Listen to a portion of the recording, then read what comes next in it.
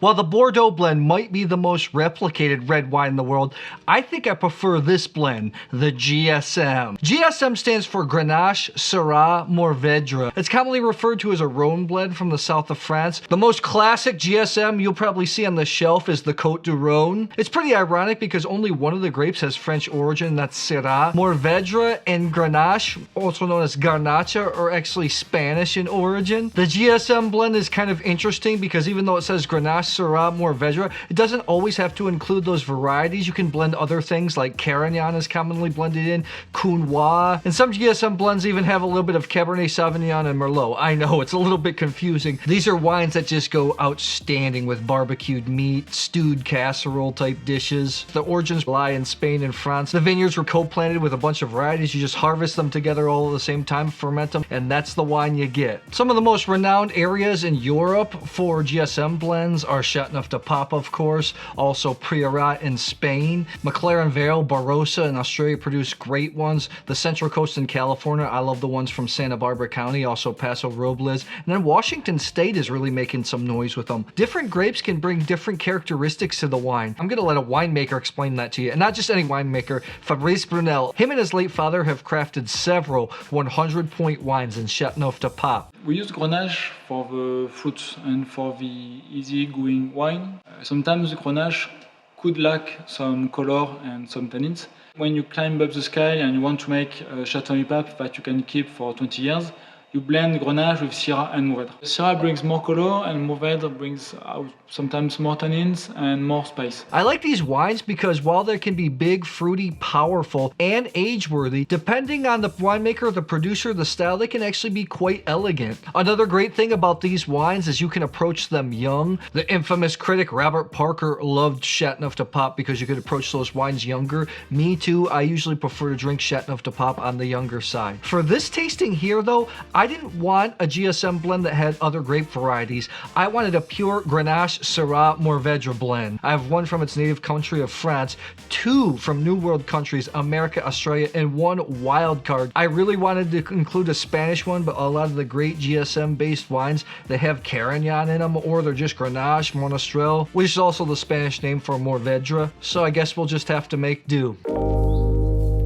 Big red wines tasting on my Rovsya wine glasses. These are Burgundy glasses, but I found they work great with all types of red wines. I find GSMs usually need bigger bowls as well. These are the best inexpensive glasses I've ever used. I have a link in the description box if you want to check them out. Helps the channel if you purchase with that link, so thank you. It's Nat season, so I have to make sure that these wines are protected. We have some pretty nice wines, everything from about 120 bucks all the way down to 33 bucks. Wine 1 just has that characteristic smoked meat, baked strawberry type. This even smells like Châteauneuf-du-Pape even. I don't even have a Châteauneuf-du-Pape in here.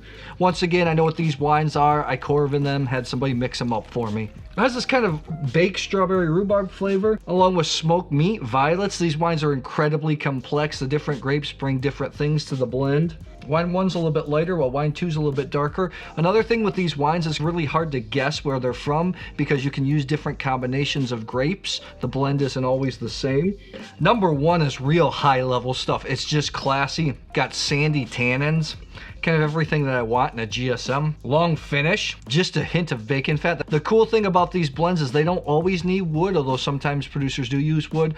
I tend to find some of my favorite producers just age the wines in cement. Let's move on to wine 2, which is darker. Kind of mint nose. I kind of associate this with Coonawarra Cabernet Sauvignon in South Australia, like eucalyptusy. Blackberry, this is more violet. The floral notes jump out. It's not as meaty as wine 1. Wine 2 is going to be a little bit more for the bigger and the bolder. It's pretty rich. The thing about these grapes, Mourvedre is late ripening, and Grenache, the alcohol can start to climb, so some of the complaint or some of these wines can be too high in alcohol. I know that's a problem in Châteauneuf-du-Pape. This is pretty tannic. Pretty good wine though. Let's move on to 3 and 4. 3 is the most mellow out of all of them, but I kind of like it. It smells a little bit more developed, like it has a little more mushroom notes. This is more garrigue. It doesn't have, it's not as fruity. This is like more earthy. The bottle patina shows up, but I could still tell it's GSM. It's not as powerful on the nose. I'm telling you, on the palate, Oh, the tannins really start to grip at the end. It feels quite more medium bodied, but man, the tannins right to stick it. These almost feel like Nebbiolo tannins, or there's like a lot of Mourvedre used in it,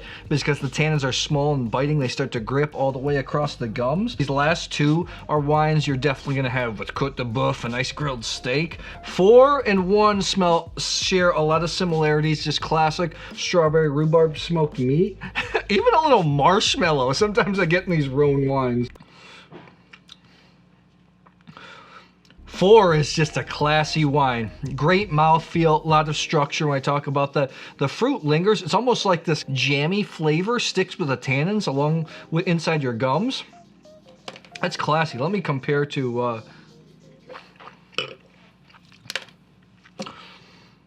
number 4 is a great wine. You ready for the reveal? What can I say? I'm pretty excited. I think wines 2 and 3, you're gonna want food with, you're gonna want steak. For 1 and 4, I feel like I could drink on their own, even though they're bigger wines. Let's start out with number 2 here. It was the darkest, so maybe had more Syrah, more Mourvedre. I thought 2 and 3 had more Syrah, Mourvedre. I thought that 1 and 4 were more dominant on Grenache, just in the aromas. Number 2, it was darker, but it has some violet notes. It was really pretty. It's also had that mintiness I talked about, reminded me of Coonawarra wines. So, you know, it pointed me to Australia. 91 points. 91 points. Exactly what I thought it was. This is the Penfold's Bin 138 Shiraz Grenache Mataro 2019. Penfold's one of the great producers in Australia, responsible for the Grange, one of the maybe greatest, most famous wines.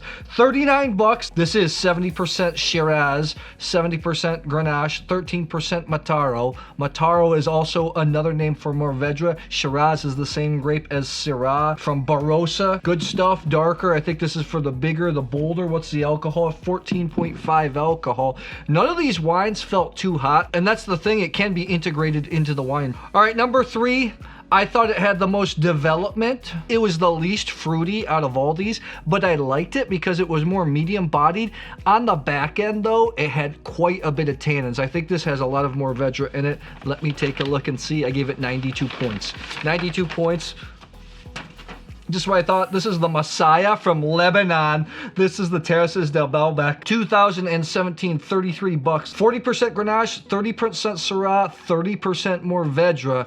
18 months in French oak. 33 bucks. I thought this was a steal. 92 points. I thought this was very good. You're going to need to want wines with a little bit more development. GSMs usually can be a little fruitier. This was the least fruity out of all of them. There are not a lot of straight GSMs in Lebanon, and I've come across a lot of Cabernet Merlot Syrah blends, but I think the country probably should do more GSMs. Lebanon has a long history of making wine. It says right here that these vines are grown anywhere from 900 meters to 1,200 meters above sea level. That's 4,000 feet. I thought it was really good, and I was right. It had a lot of Mourvedre in it. Mourvedre really brings the tannin.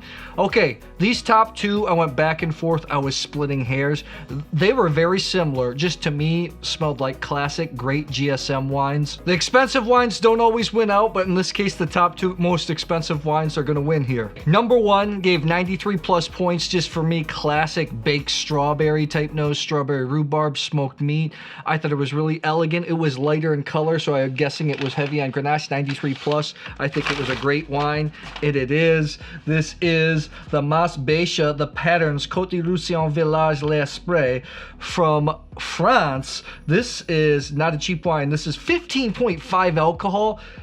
For having that much alcohol, I thought it was incredibly elegant. 80% Grenache, 10% Syrah, 10% Mourvedre from the Roussillon. It's the land of Grenache. I just got back from the Roussillon in France on a bit of press trip. The wines there, because it's a little bit warm, are pretty high in alcohol. Becha is a pretty famous producer. This comes in around 80 bucks, so it's not cheap. Sometimes I find the Grenaches to be a little bit too burly, although they have a lot of character. I thought this was excellent. It's not cheap, but I thought it was a great wine. There's only one gripe I have with Grenache-based wines is they oxidize pretty easily, so once you open these types of wines, you have to drink them. Number 1 is, great wine, 94 points.